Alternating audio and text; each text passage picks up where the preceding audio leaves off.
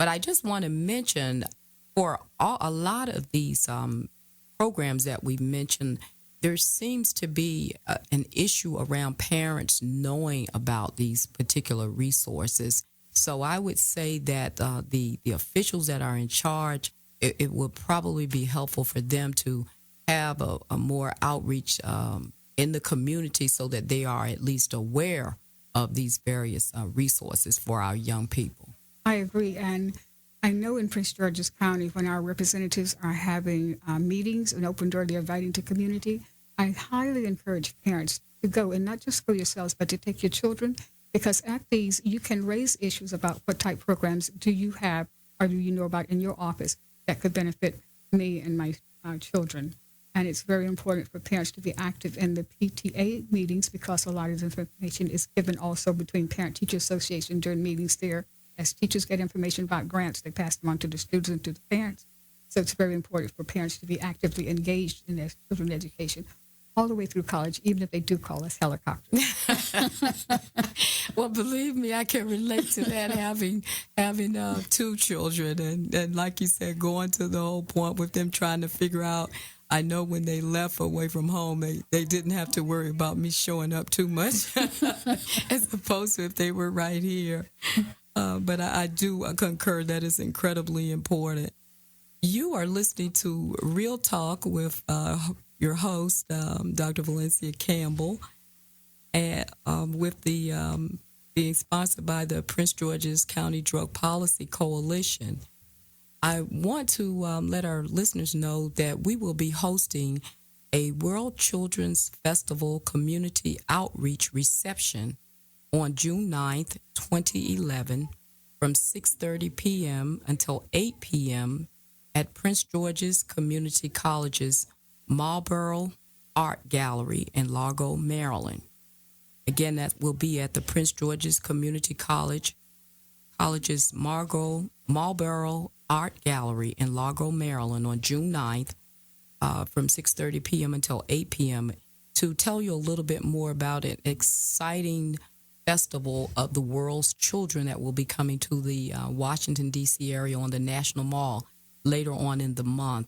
You can email the coalition at pgcdpc@hotmail.com or call 301-341-2247.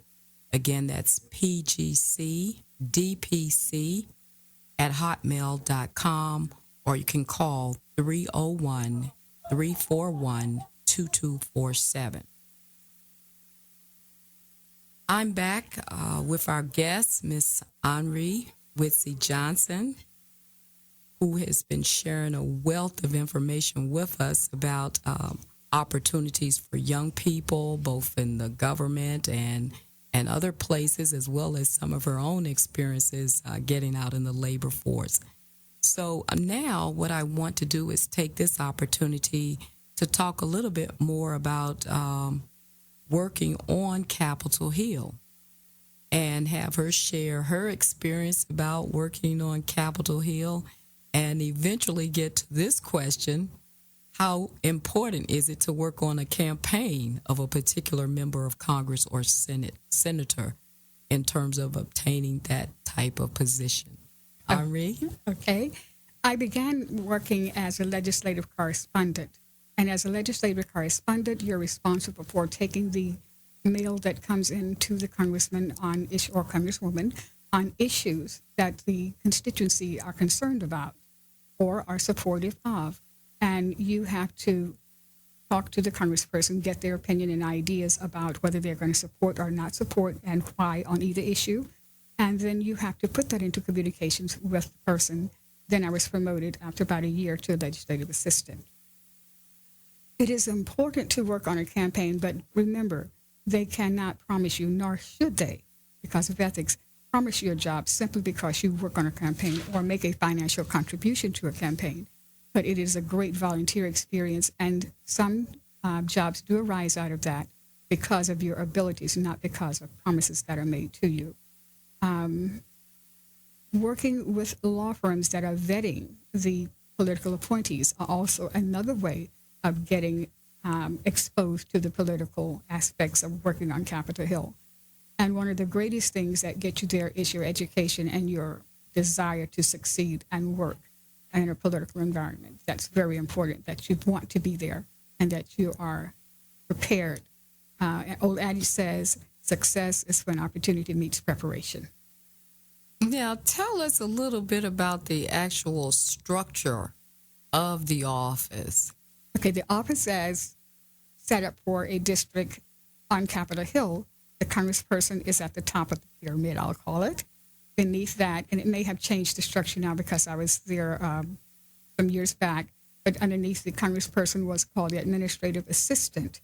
And that's not like the administrative assistant you would find in a private industry where they were more like supportive.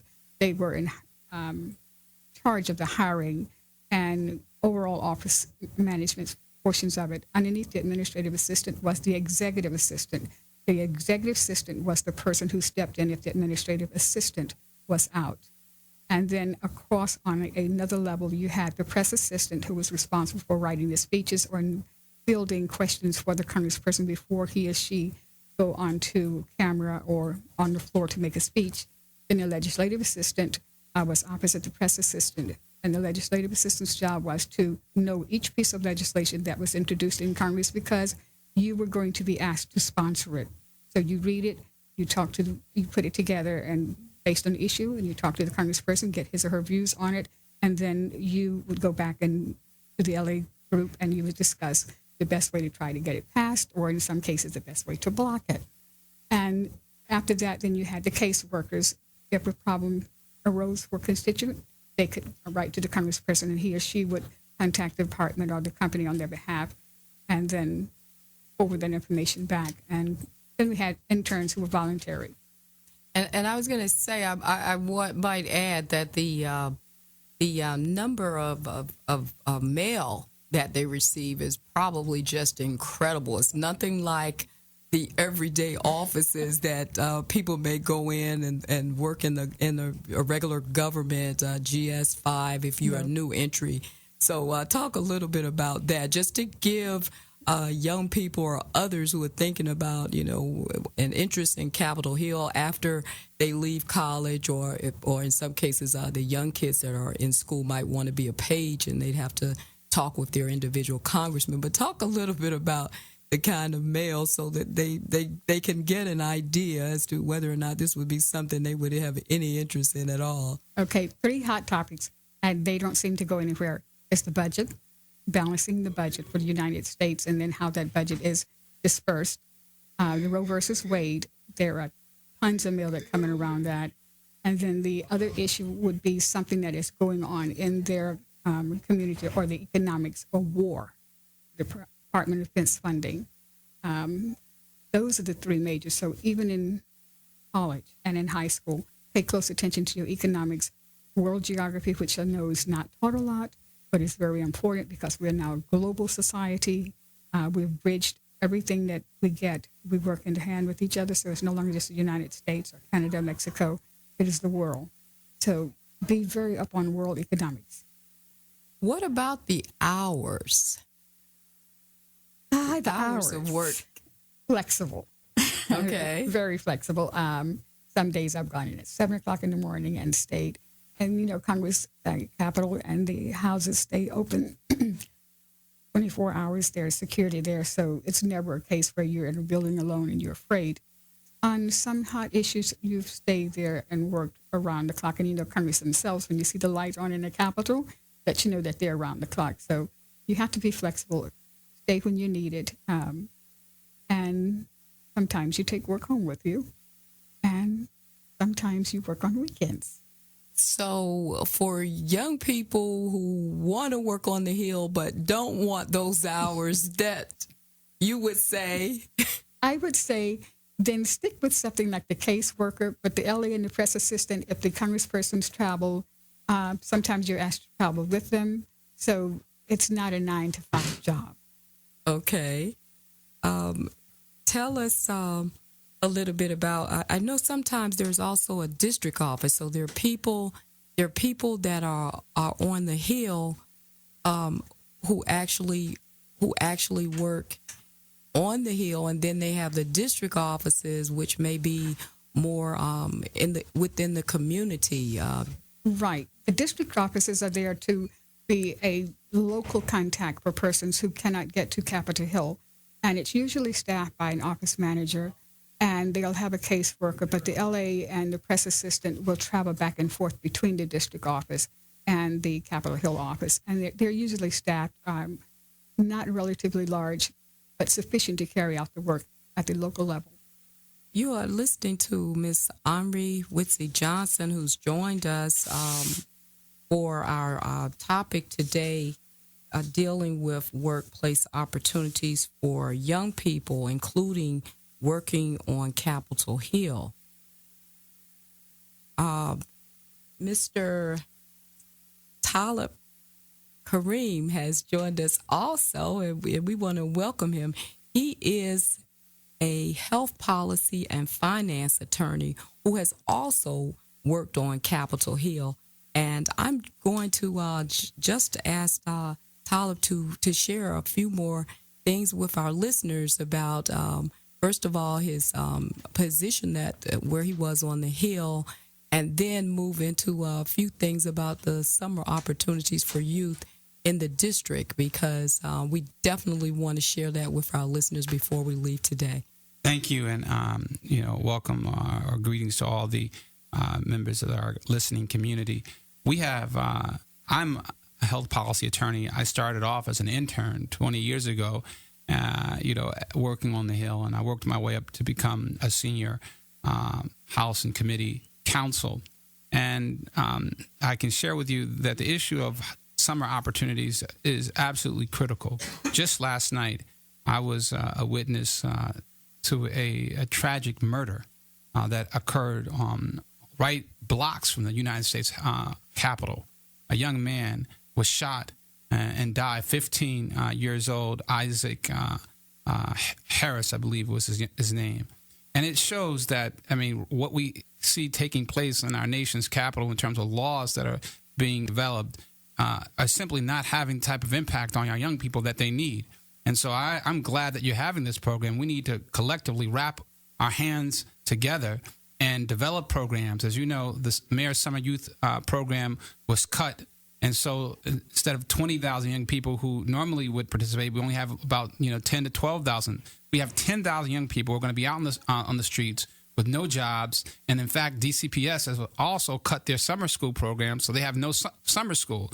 So what are we going to have but what we had last night, which is 3 shootings, 2 shot critically and 1 killed.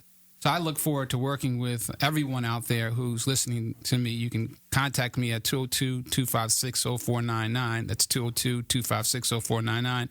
And let's work together. Let's work with our chambers of commerce. Let's work with our members of Congress. Let's work with our mayor and our county executives to make sure that this summer is a constructive and a productive summer as opposed to a deadly summer. That could not be underscored more than enough. You've been listening to Real Talk with your host, Dr. Valencia Campbell. We'd love to hear from our listeners. You can email me at pgcdpc@hotmail.com or campbell@advicefromtopwomen.com. Remember to visit the Prince George's County's Drug Policy Coalition's website at www.pgcdpc.com.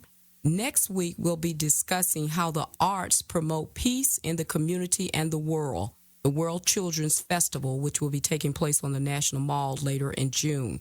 I want to give a special thanks to my guest, Ms. Omri Witsy Johnson, and attorney Talib Kareem, for joining me on the show today. We know that our graduates are excited about the milestones they have achieved at this point in their lives.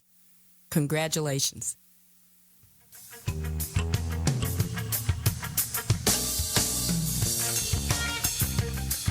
You've been listening to Real Talk with your host, Dr. Valencia Campbell. For more information about Real Talk, contact Dr. Valencia Campbell at 301-341-2247 or reach them online at valenciacampbell2003 at yahoo.com.